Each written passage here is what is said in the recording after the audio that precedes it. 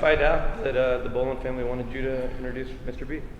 Joe Ellis called me and informed me of the decision, and I was very emotional.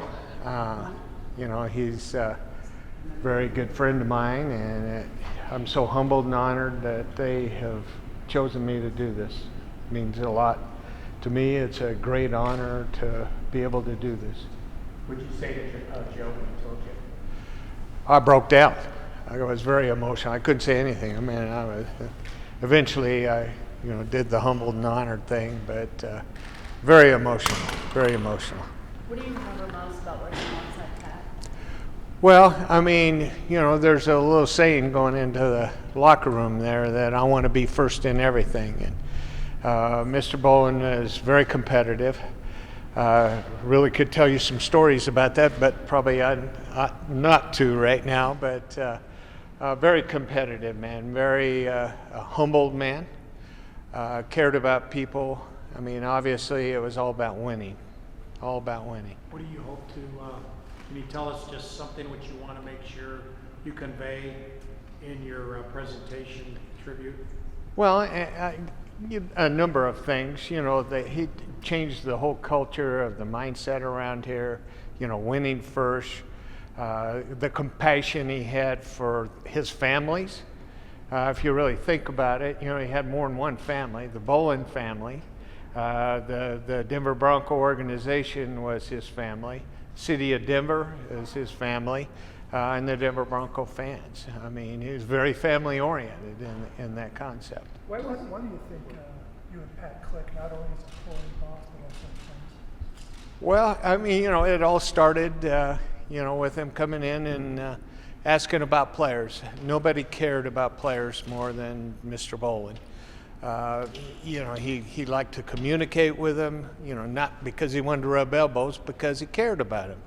And you know what? That was important to see that from the standpoint of caring for players ourselves, to see him care about players. And the relationship that we developed, he kind of used me as a medical advisor for him, and, he entrusted me with that care and direction to make sure that he was doing things, and we just clicked. Everything we did together was just a cool deal, and became very good friends.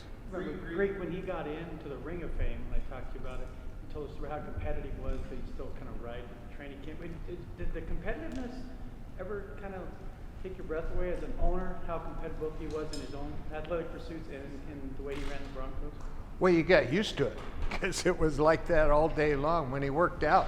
I mean, that guy was crazy the way he worked out. I mean, we all know that he was involved in triathlons and that kind of thing, but it was unbelievable the way he worked. He'd come in the training room and work for an hour, and I'm like, man, this is unbelievable how this guy is. And, during the playoffs, and, he was always in finding out everything he could to win, And then when we finally did, you really saw his compassion. If you think about it, this one's for John, and it was about all John went through and how he embraced that, and he wanted that for John, not only himself, but like I said, he's a humble man, and it just breaks your heart to see the way that he is, and it's just a neat thing that he's being inducted into the Hall of Fame. Have you talked to any of the family? Have you talked to any of the family? Just talked to Brittany as I came in here. She came to the athletic training room. Yes, I've heard from a number of them, and we've had a neat relationship with the kids over the years. All of them have been around, and he was a proud man when they were around here. He was proud to see his children involved. What did they say to you? Now? Yeah. Congratulations, big hugs, a little cry here and there, they felt like his and my relationship were probably one of the tightest that, he had when he was around here, in the sense that all we did together outside of the business of football. You probably never gave it much thought about who would be the presenter, but If you did you think it would be Elway? Were you surprised?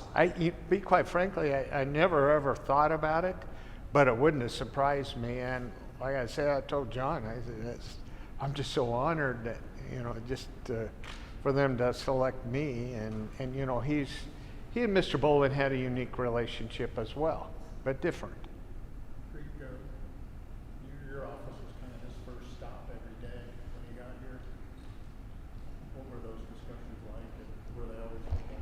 Well, his days centered on parking that car in the garage, walking down the hall, getting 2 sticks of Red Man gum from the front of the equipment room, and then to the training room. And our conversations went from the player's injury to the player's family to his issues.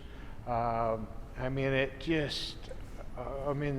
trusted relationship that we had with each other has been phenomenal.